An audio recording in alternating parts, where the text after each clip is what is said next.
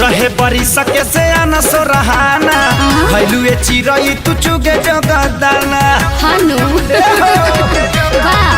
सो रहे बरी सके से आना सो रहाना भैलू ए चिरई तू चुगे जगदाना होला जाने बाल ना तो हो जाई बवाल ए जान ठेपी डाल के चलो ये बाबू लाल झोना झोनिया पर बांध के रुमाल ठेपी डाल के चलो ये बाबू लाल झोना झोनिया पर बांध के रुमाल।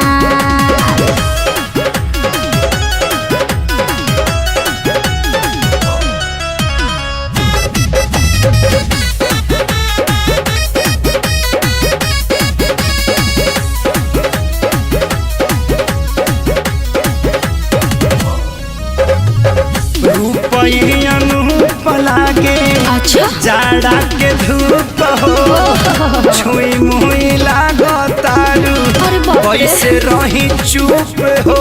अरे तो चिंगम खा लो हेलो नासिबान छला बान्ह जनी फूल हो ऐसे न प्यारी प्यारी चाभतर फूल हो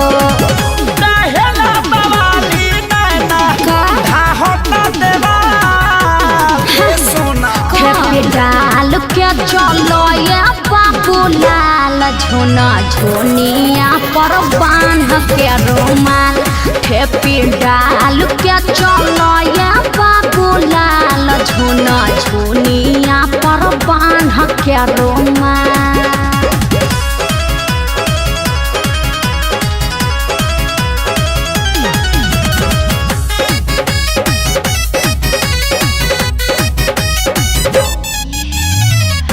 फुर्सत से बनल बावे गोराई जवानी अच्छा पाठक त्रिपुरारी के दे लिखेला कहानी।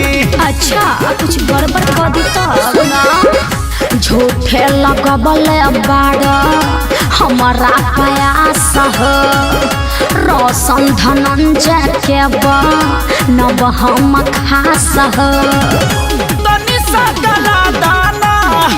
खेसरिया के दाल ए जानो ठेपी डाल के चलो ये बाबू लाल झोना झोनिया पर बांध के रुमाल ठेपी डाल के चलो ये बाबू लाल झोना झोनिया पर बांध के रुमाल। बुझला ज्यादा हमरा बारे में मत सोचो।